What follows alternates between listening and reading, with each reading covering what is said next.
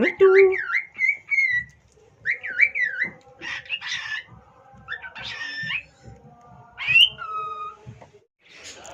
Okay guys, এই যে cockatiel পাখিটা দেখতেছেন, তো আমি যে দোকান থেকে পাখি কিনি সচরাচর সেই দোকানেই এটা ছিল।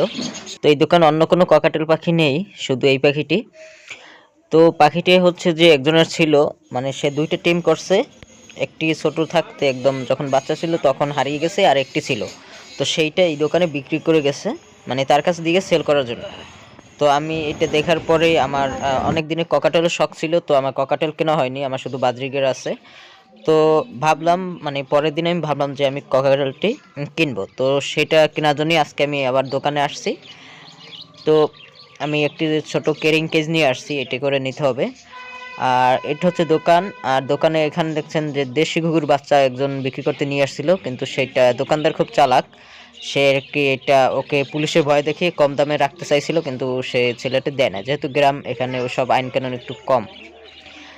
আর এই পাখিটা হচ্ছে যে এই যে, আর দোকানে অন্যান্য পাখি আছে, যেমন ঘুঘু আছে, দেশি মানে বিদেশি যে ঘুঘুগুলো এগুলো আছে, আর বাজরিকের আছে অনেক। তো যাই হোক, আমি এখন এই ককাটেলটিকে নিব। তো সে আমার কাছে এখানে 3000 টাকা চাইছে। তো আমি মানে 3000 টাকা দেখলাম যে ভালোই, মানে খারাপ না, কারণ এক জোড়া ককাটেল কিনতে গেলে 7000 টাকা, মানে 6 থেকে 7000 টাকা লাগে, মানে যেগুলো লুটিনো রেড আই। তো সেই ক্ষেত্রে আমি 3000 টাকায় দেখি খারাপ হয় না, তো সেজন্য আমি 3000 টাকায় পাখিটা নিয়ে নিলাম।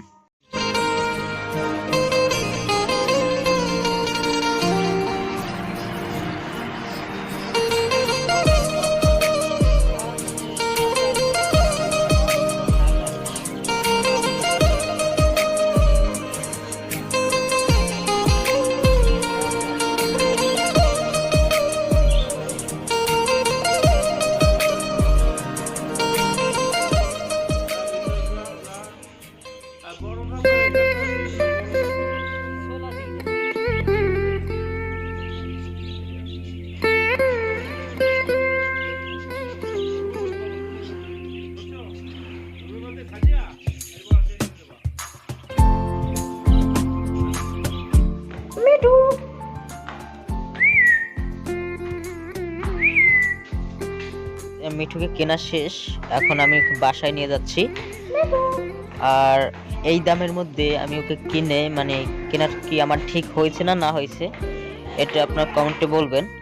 আর হচ্ছে যে বিশেষ করে ও কথা বলতে পারে, নিজের নামটা খুব স্পষ্টভাবে বলতে পারে, আর নিজের যে ফেস এক্সপ্রেশনের মাধ্যমে নিজের প্রয়োজন, আনন্দ, দুঃখ এগুলো প্রকাশ করতে পারে। তো এই ক্ষেত্রে আমার কাছে ও মানে 3000 টাকায়, মানে টাকার দিয়ে তো আর ভালোবাসা হিসাব করা যায় না। ওকে আমার প্রথম থেকেই ভালো লাগছে।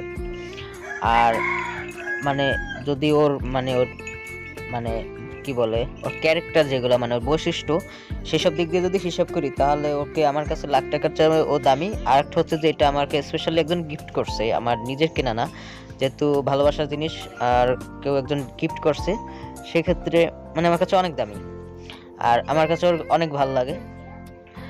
আর আপনার কাছে কেমন লাগছে এটা অবশ্যই জানাবেন। আর বিশেষ করে মানে আমার চ্যানেল যারা নতুন আসছেন, তারা আমার পিছনে যে ভিডিওগুলো আছে, অনেক মজার মজার ভিডিও আছে বাজিগার নিয়ে, দেশি মুরগির বাচ্চা নিয়ে, সেগুলো অবশ্যই দেখে আসবেন। যেহেতু আমি পাখি নিয়ে মজার মজার ভিডিও করি, এবং মানে পাখি নিয়ে দুষ্টুমি করতে আমার ভালো লাগে, আর এটাই আমার শখ। তো যারা শৌখিন জিনিসগুলো ভালোবাসেন বা ভালো লাগে, তারা অবশ্যই আমার অন্যান্য ভিডিওগুলো দেখবেন, এবং সামনে যে ভিডিওগুলো দিব আশা করি সেগুলো দেখবেন, মানে আমার সাথেই সবসময় থাকবেন। আর চ্যানেলটি নতুন, অবশ্যই সবাই সাবস্ক্রাইব করবেন। তো গাইজ, মিঠের কিছু দুষ্টুমি দেখতে থাকেন ভিডিও ক্লিপের।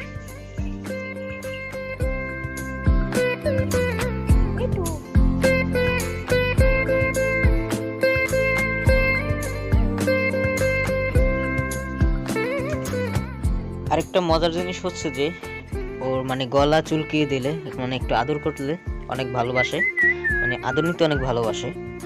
মানে নতুন কেউ যদি ওর গলায় হাত দিয়ে আদর করে দেয়, তার কাছে মানে ও একদম হারিয়ে যাবে তার সাথে, এরকম অবস্থা। তো এই ব্যাপারটা আমার কাছে অনেক ভালো লাগছে। আর যদি একে আদর করতে একটু দেরি হয়, তাহলে হাতের আঙ্গুল মুখে নিয়ে, আরে কামড়, কি অবস্থা।